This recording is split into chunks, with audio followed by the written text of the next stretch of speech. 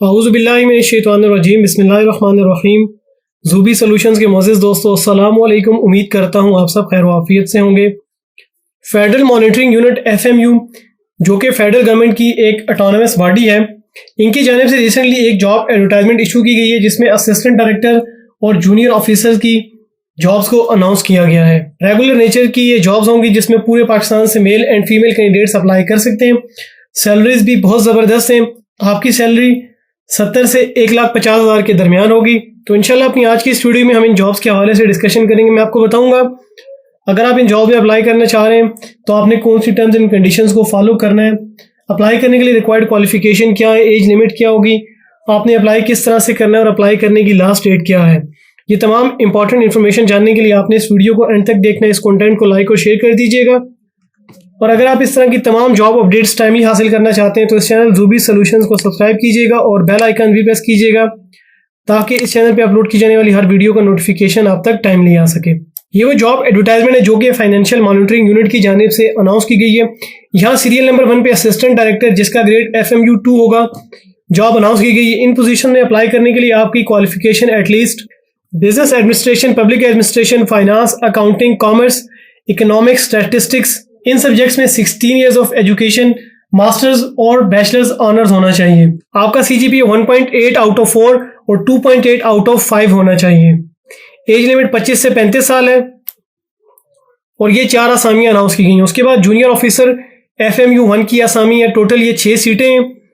इन position में apply करने के लिए आपकी qualification business administration, public administration, finance, accounting, commerce, economics, statistics, इनमें 14 ईयर्स ऑफ एजुकेशन यानी कि बैचलर्स की क्वालिफिकेशन होनी चाहिए। CGPA आपका 1.8 आउट ऑफ 4 और 2.8 आउट ऑफ 5 होना चाहिए। 22 से 35 साल तक के लोग इन जॉब्स में अप्लाई कर सकते हैं। Last but not least, junior officer FMU 1 IT की आसामी है। 2 ये सीटें।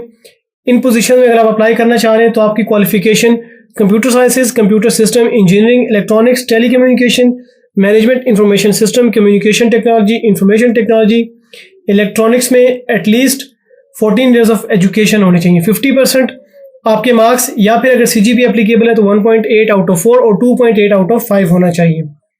22 से 35 साल इन जॉब्स में अप्लाई करने की एज है। असिस्टेंट डायरेक्टर के केस में 2 साल का रेलेवेंट एक्सपीरियंस रिक्वायर्ड है, जबकि जूनियर ऑफिसर्स की जॉब है, इनमें अगर आपके पास एक्सपीरियंस है तो प्रेफरेंस दी जाएगी, अदरवाइज इन जॉब्स में फ्रेश कैंडिडेट्स भी अप्लाई कर सकते हैं। इसी एडवर्टाइजमेंट को अगर आप नीचे स्क्रॉल डाउन करें तो हर जॉब की जॉब रिस्पॉन्सिबिलिटीज आपको बताई गई हैं। Eligibility criteria once again detail में बताया गया है। एक्सपीरियंस को भी मेंशन किया गया है। डोमिसाइल डिटेल्स भी बताई गई और सैलरी पैकेज के हवाले से भी बताया गया है। इनको भी आप थॉरोली रीड आउट कर लीजिएगा। और अगर आप कोई क्वेश्चन पूछना चाहते हैं तो आप कमेंट्स में मुझसे पूछ सकते हैं। अब हम डिस्कस कर लेते हैं कि हमने इन जॉब्स में अप्लाई किस तरह से करना होगा। इन जॉब्स में अप्लाई करने के लिए आपने अपने कंप्यूटर या लैपटॉप को यूज़ करना है। सेलफोन को यूज़ करते हुए आप इन जॉब्स में अप्लाई नहीं कीजिएगा, क्योंकि अगर आप सेलफोन पे अप्लाई करेंगे तो आपको डिफिकल्टी का सामना करना पड़ सकता है। कंप्यूटर या लैपटॉप में इंस्टॉल ब्राउज़र को ओपन कीजिएगा और वेब एड्रेस में आपने ये वेब एड्रेस जो कि www.fmu.gov.pk आपने लिख लेना और एंटर प्रेस कीजिएगा। आपके पास फाइनेंशियल मॉनिटरिंग यूनिट की वेबसाइट ओपन हो जाएगी। आप स्क्रॉल डाउन करेंगे तो यहाँ पे आपको कैरियर का एक टैब शो होगा, इस पर क्लिक कर देना है। यहाँ आप देख सकते हैं लिखा गया recruitment of regular positions in FMU अप्रैल 2022। आप ये एडवर्टाइजमेंट जो कि मैं आपको ऑलरेडी बता चुका हूँ, अगर इसको डाउनलोड करना चाह रहे हैं तो आपने इस लिंक पे क्लिक करना है। आप इस एडवर्टाइजमेंट को यहाँ से डाउनलोड कर सकते हैं। इन पोजीशन में अप्लाई करने के लिए आपने इसी के नीचे क्लिक हियर टू अप्लाई पे क्लिक कर देना है। यहाँ पे आपके सामने जॉब्स में अप्लाई करने के लिए कुछ गाइडलाइंस हैं, उनमें से कुछ मैं आपको बता भी चुका हूँ, जबकि रिमेनिंग ड्यूरिंग ऑनलाइन रजिस्ट्रेशन में आपको बताऊंगा। तो आपने इस वीडियो को एंड तक देखना है। इन जॉब्स में अप्लाई करने के लिए आपने यहाँ टू अप्लाई क्लिक हियर पे क्लिक कर देना है। वंस अगेन आपके सामने गाइडलाइंस जो होंगी, यहाँ आपने क्लोज पे क्लिक कर देना है।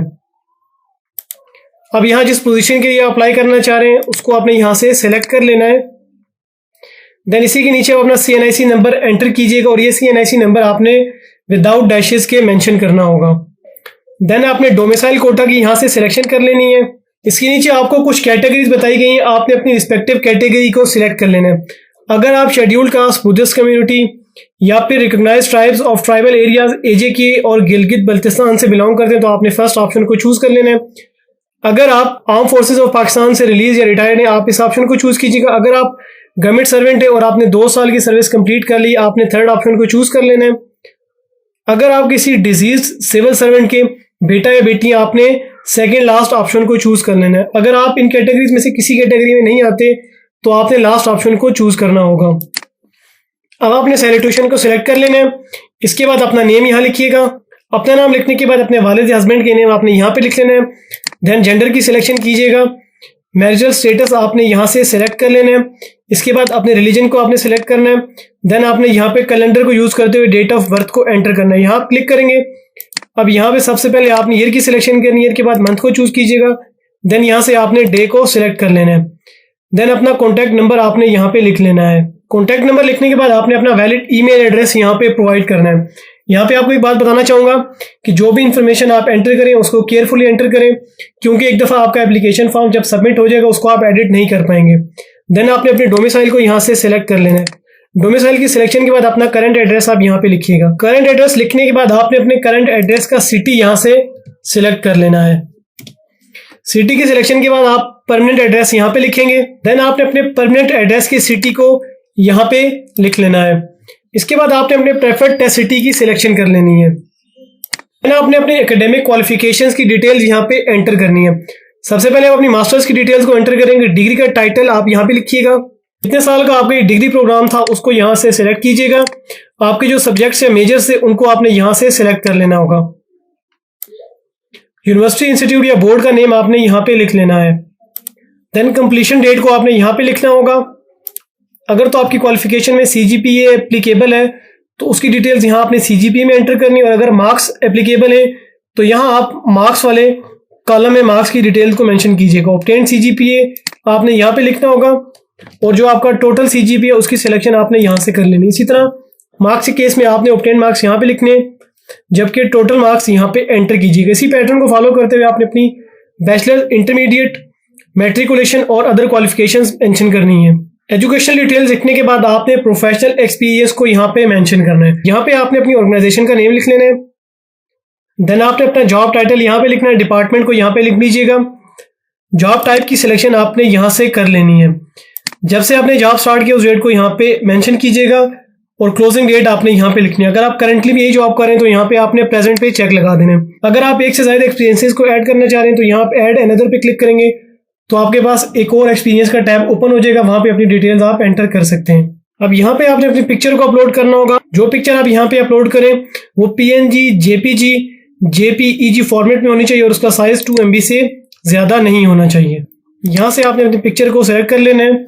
यहाँ पे आपको उस पिक्चर का नेम शो हो जाएगा। देन आपने अपनी रिज्यूमे को यहाँ पे अपलोड करना है। आपकी रिज्यूमे PDF, MS ऑफिस और डॉक फॉर्मेट में होनी चाहिए। इसका साइज भी 2 MB से ज्यादा नहीं होना चाहिए। सेम आपने चूज फाइल पे क्लिक करना है और यहाँ से अपने CV को सिलेक्ट कर लीजिएगा।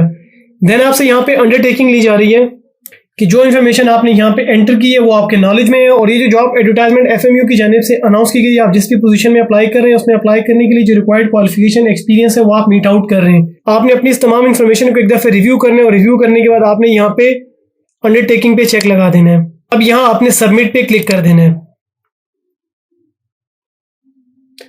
आपको एक मैसेज भी शो होगा, एप्लीकेशन सबमिटेड सक्सेसफुली, और अब आपके पास आपका एप्लीकेशन फॉर्म भी शो होगा।